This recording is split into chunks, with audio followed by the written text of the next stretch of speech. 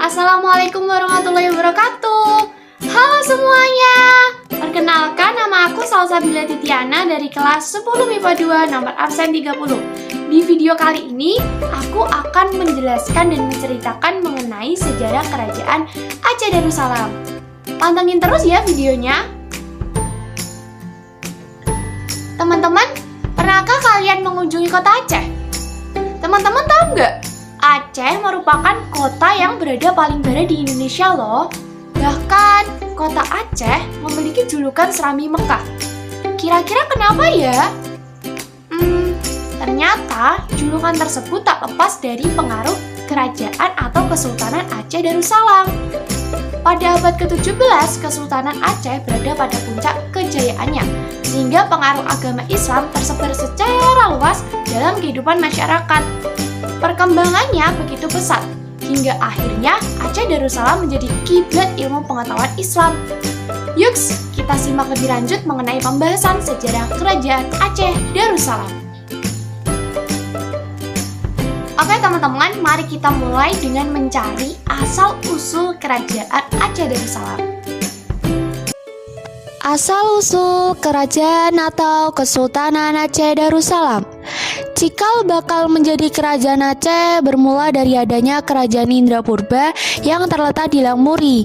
Pada tahun 1059 sampai 1069 Masehi, tentara Cina menyerang kerajaan Indrapurba yang waktu itu dipimpin oleh Maharaja Indra Sakti. Ketika peperangan terjadi, kerajaan Perlak sebagai sekutu dari kerajaan Indrapurba mengirimkan 300 pasukan.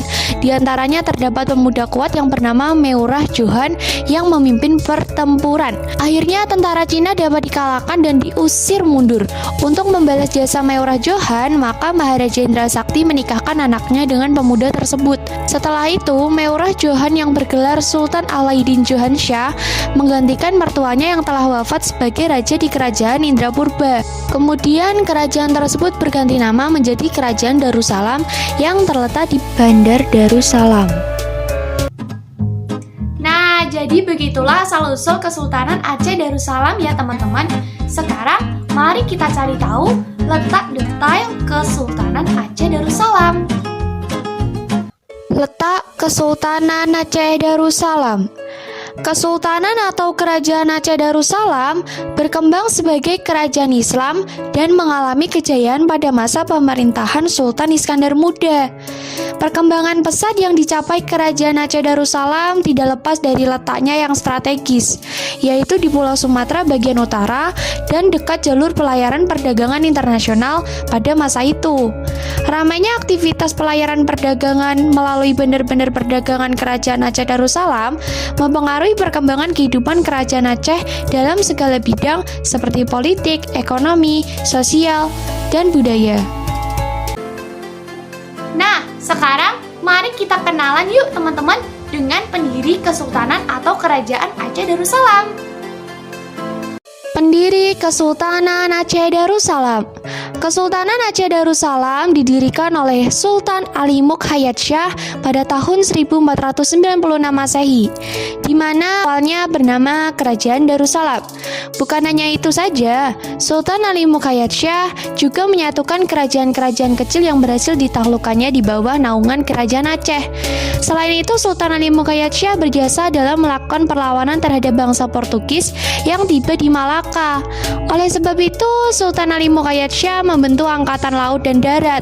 Kemudian juga membuat dasar-dasar politik luar negeri Kerajaan Aceh. Sultan Ali Muk Hayat Shah akhirnya mengembuskan nafas terakhirnya pada tahun 12 Zulhijjah sekitar 17 Agustus 1530 Masehi. Kerajaan Aceh kemudian dipimpin oleh Sultan Salahuddin pada tahun 1530 sampai tahun 1539 Masehi. Tak berlangsung lama pemerintahannya. Akhirnya kerajaan Aceh dipimpin oleh Sultan Alauddin I Ayat Shah atau anak dari Sultan Muk Hayat Shah. Oke teman-teman, jadi pendiri Kesultanan Aceh Darussalam adalah Ali Muk Hayat Shah yang sekaligus sebagai raja pertama Kesultanan Aceh Darussalam. Nah, sekarang mari kita cari tahu bagaimana silsilah raja-raja Kesultanan Aceh Darussalam ya, atau siapa saja sih yang pernah menjadi raja Kesultanan Aceh Darussalam. Silsilah Raja-Raja Kesultanan Aceh Darussalam.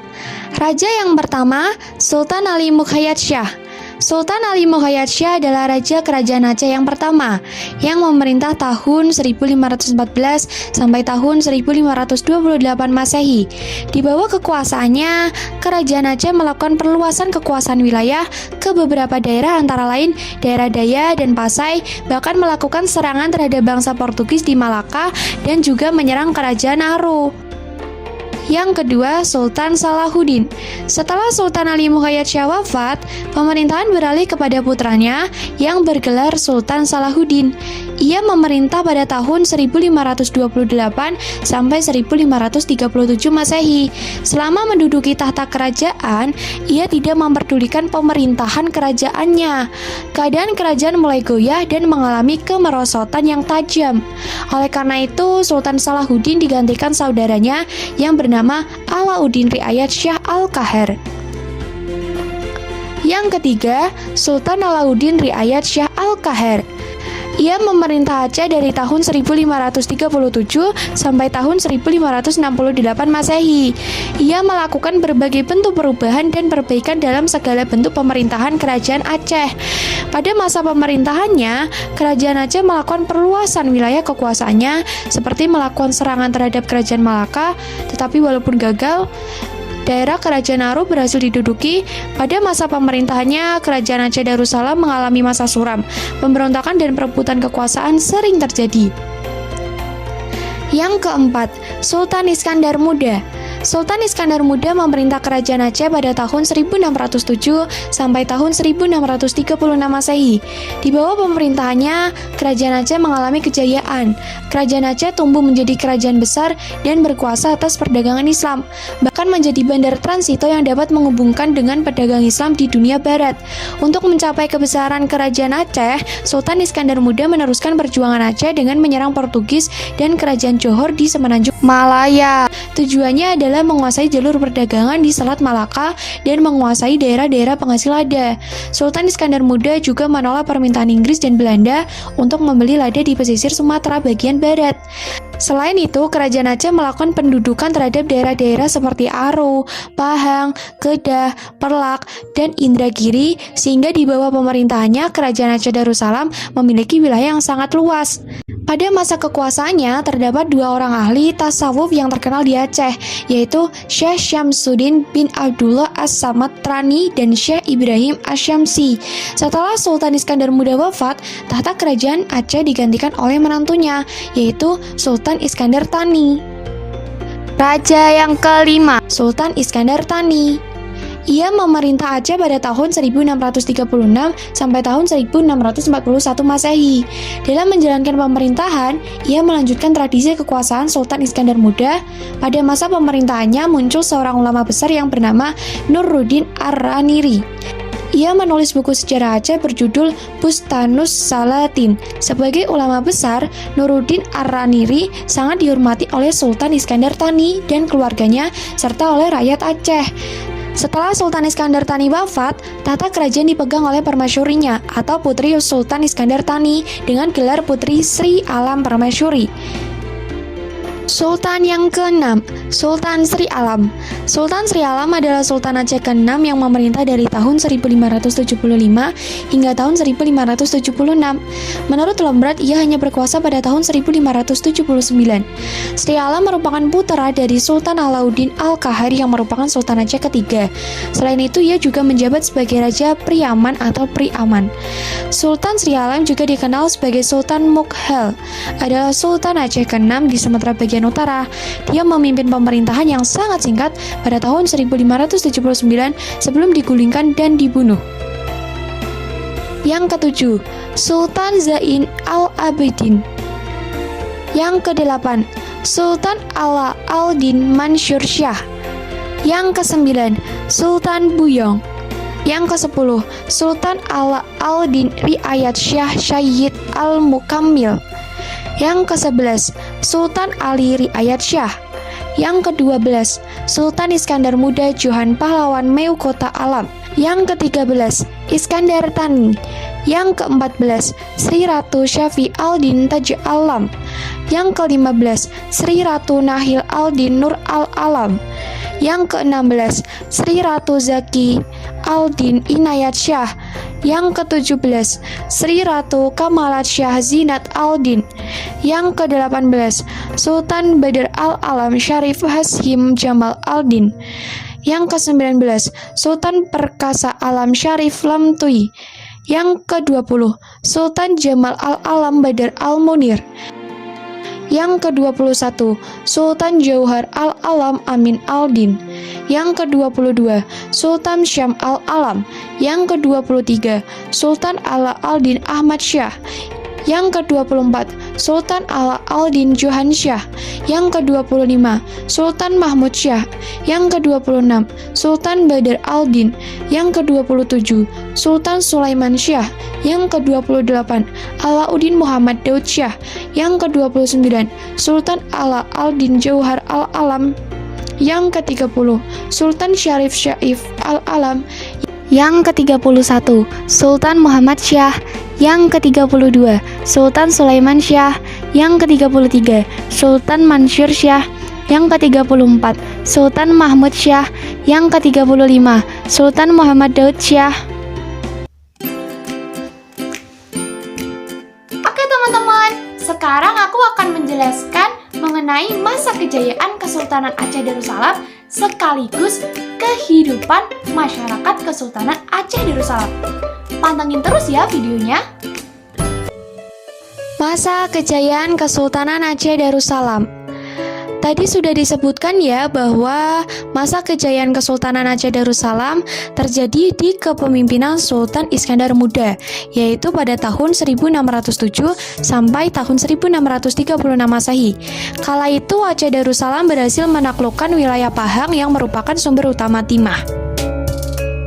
Kehidupan masyarakat Kesultanan Aceh Darussalam. Yang pertama, kehidupan politik. Kehidupan politik dan pemerintahan kerajaan Aceh dipimpin oleh seorang sultan. Sultan atau raja awal mulanya berkedudukan di Gampong Pande, namun kemudian dipindahkan ke dalam Darudunia atau di sekitar pendopo Gubernur Aceh sekarang. Ibu kota Kesultanan Aceh berada di Bandar Aceh Darussalam. Namun pada tahun 1873, ibu kotanya dipindahkan ke Keumala di pedalaman Pide. Dari awal berdiri hingga runtuhnya terdapat kurang lebih 30 sultan di Kesultanan Aceh Darussalam ya, yang sudah diceritakan tadi. Yang kedua, kehidupan ekonomi. Dalam kejayaannya, perekonomian kerajaan Aceh berkembang pesat. Daerahnya yang subur banyak menghasilkan lada. Kekuasaan Aceh atas daerah-daerah pantai timur dan barat Sumatera menambah jumlah ekspor ladanya. Penguasaan Aceh atas beberapa daerah di Semenanjung Malaka menyebabkan bertambahnya badan ekspor penting timah dan lada. Aceh dapat berkuasa atas Selat Malaka yang merupakan jalan dagang internasional. Selain bangsa Belanda dan Inggris, bangsa asing lainnya seperti Arab, Persia, Turki, India, Siam, Cina, Jepang, dan juga berdagang dengan Aceh. Barang-barang yang diekspor Aceh seperti beras, lada dari Minangkabau, rempah-rempah dari Maluku, bahan impornya seperti kain dari Coromandel, India, porselin dan sutra dari Jepang dan Cina, minyak wangi dari Eropa dan Timur Tengah. Kapal-kapal Aceh aktif dalam perdagangan dan pelayaran sampai Laut Merah. Yang ketiga, kehidupan sosial. Meningkatnya kemakmuran telah menyebabkan berkembangnya sistem feodalisme dan ajaran agama Islam di Aceh. Kaum bangsawan yang memegang kekuasaan dalam pemerintahan sipil disebut golongan Teungku, sedangkan kaum ulama yang memegang peranan penting dalam agama disebut golongan Teungku. Sejak berkuasanya Kerajaan Berlak abad ke-12 sampai dengan ke-13 Masehi, telah terjadi permusuhan antara aliran Syiah dengan Sunnah wal Jamaah. Tetapi pada masa kekuasaan Sultan Iskandar Muda, aliran Syiah memperoleh perlindungan dan berkembang sampai di daerah-daerah kekuasaan Aceh. Aliran ini diajarkan oleh Hamzah Pansuri yang diteruskan oleh muridnya yang bernama Syamsuddin Pasai. Sesudah Sultan Iskandar Muda wafat, aliran Sunnah wal Jamaah mengembangkan Islam beraliran Sunnah wal Jamaah.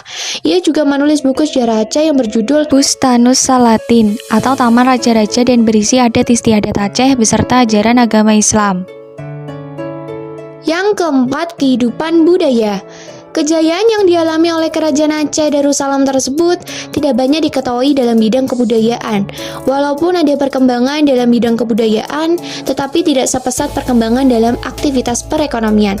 Peninggalan kebudayaan yang terlihat nyata adalah Masjid Baitur Rahman. Nah, oke teman-teman, sekarang aku akan menceritakan penyebab serta sejarah keruntuhan Kesultanan Aceh Darussalam. Penyebab keruntuhan atau kemunduran Kerajaan Aceh Darussalam. Yang pertama, setelah Sultan Iskandar Muda wafat tahun 1036 Masehi, tidak ada raja-raja besar yang mampu mengendalikan daerah Aceh yang demikian luas. Di bawah Sultan Iskandar Thani pada tahun 1637 sampai tahun 1641 Masehi, sebagai pengganti Sultan Iskandar Muda, kemunduran itu mulai terasa, dan terlebih lagi setelah meninggalnya Sultan Iskandar Thani. Yang kedua, timbulnya pertikaian yang terus-menerus di Aceh antara golongan bangsawan Tehuku dengan golongan utama Tiongku yang mengakibatkan melemahnya kerajaan Aceh.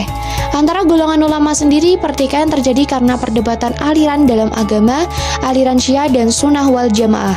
Yang ketiga, daerah kekuasaannya banyak yang melepaskan diri seperti Johor, Pahang, Perlak, Minangkabau, dan Siak. Negara-negara itu menjadikan daerahnya sebagai negara merdeka kembali, kadang-kadang dibantu bangsa asing yang menginginkan keuntungan perdagangan yang lebih besar.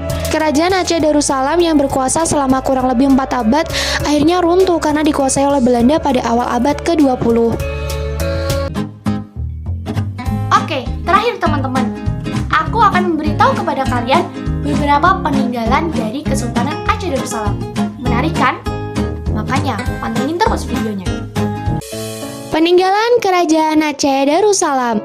Yang pertama, Masjid Raya Baitur Rahman. Masjid Raya Baitur Rahman merupakan peninggalan Kerajaan Aceh yang paling terkenal. Beberapa tulisan tentang sejarah pembangunannya menyebutkan bahwa Masjid Raya Baitur Rahman dibangun semasa Kerajaan Aceh diperintah oleh Sultan Iskandar Muda pada tahun 1607 sampai tahun 1636 Masehi. Pada masa penjajahan, masjid peninggalan Kerajaan Aceh ini juga digunakan sebagai markas pertahanan terhadap serangan musuh.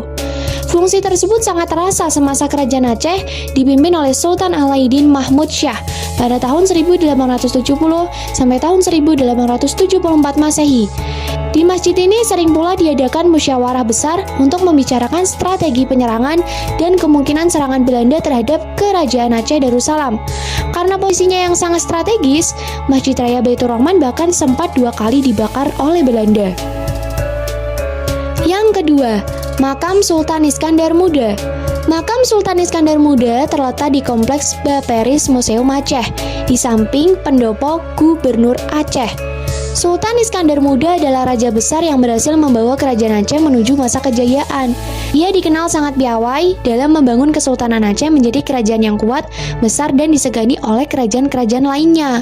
Sultan Iskandar Muda wafat di Aceh pada 27 Desember tahun 1636 di usia 43 tahun.